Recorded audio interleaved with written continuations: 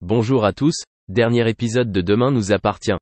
Notre actualité du jour portera sur Demain nous appartient. Spoiler. Étonnamment, Xavier Meffre revient à 7.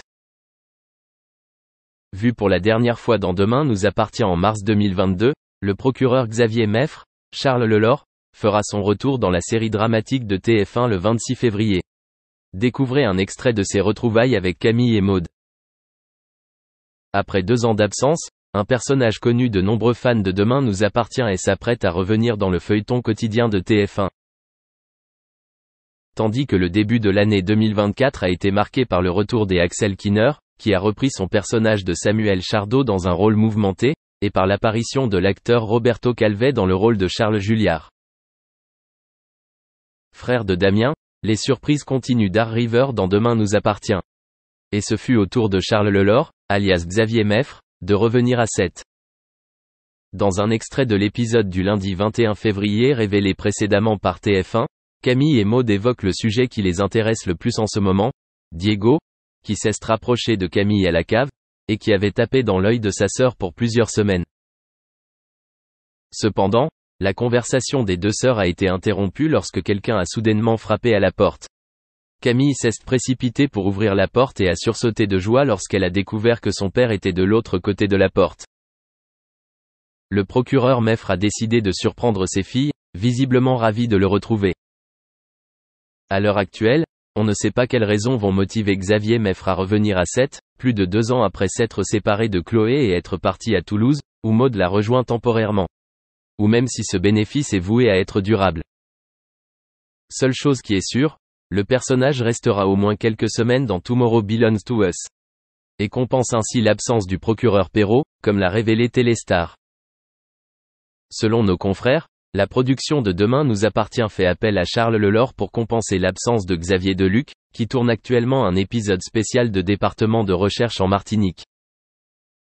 Aux côtés de Franck Sémonin, Fabienne Cara, Félicité Chaton, et des invités comme Jérémy Banster, Jean-François Quéret, Philippa Phoenix et Adair, les fans de Tomorrow Belongs to Us le connaissent bien car il a incarné Nathan pendant plusieurs années dans des séries. De là à penser que Xavier Meffre participera une nouvelle fois aux nombreuses enquêtes policières de la série en tant que procureur, il n'y a coin pas. Merci d'avoir regardé et à la prochaine vidéo. N'oubliez pas de vous abonner à notre chaîne. En attendant, dites-nous ce que vous en pensez dans la section commentaires de celui-ci, il a repris les exercices et les sauts d'obstacles. Guillaume Canet apparaît aux côtés d'un petit garçon sur son compte Instagram. Le réalisateur est tout sourire sur le cliché, mais le texte indiqué ci-dessous n'est pas si joyeux. Le drame s'est passé dans la nuit du vendredi 15 au samedi 16 octobre, l'acteur publie un très long message sur le réseau social avec 2 photos qui accompagnent. Le petit garçon serait apparemment décédé. Leurs routes se sont croisées à l'hôpital Necker lors d'un événement pour une association. Omar Sy est le parrain de l'organisation avec l'aide de sa femme Hélène. Ainsi, Guillaume Canet, comme d'autres artistes, apporte régulièrement son soutien et par cette occasion qu'il avait fait cette rencontre. Il raconte que l'enfant Fahim se bat contre la maladie depuis son plus jeune âge. Le mari de Marion Cotillard continue en expliquant « Nous nous sommes revus plusieurs fois sur mes tournages et on s'envoyait des messages. J'étais tellement admiratif de son mental, son courage, sa ténacité. J'aurais aimé passer encore plus de temps avec lui et me rendre plus dispo. Fahim nous a quittés et c'est très dur à accepter. Je pense beaucoup à lui et à sa famille. Je vais mettre en story un lien d'une collecte créée par ses parents pour aider à financer la recherche à Gustave Roussy. La fin du message est très émouvante, je garde en mémoire ta force et ton courage Fahim. Et je te garde dans mon cœur. Quand on est un papa, on fait obligatoirement le parallèle avec sa famille. Il a dû penser très fort à ses enfants et leur faire un gros câlin en les retrouvant. En effet, on n'imagine pas la peine des parents et on leur envoie toutes nos ondes positives.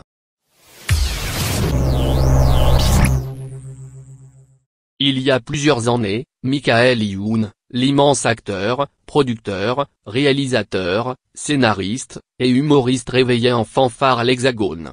Grâce à ses potes les 2 stars du 7e art Vincent Desagna et Benjamin Morgen, les 3 hommes enchaînent les canulars.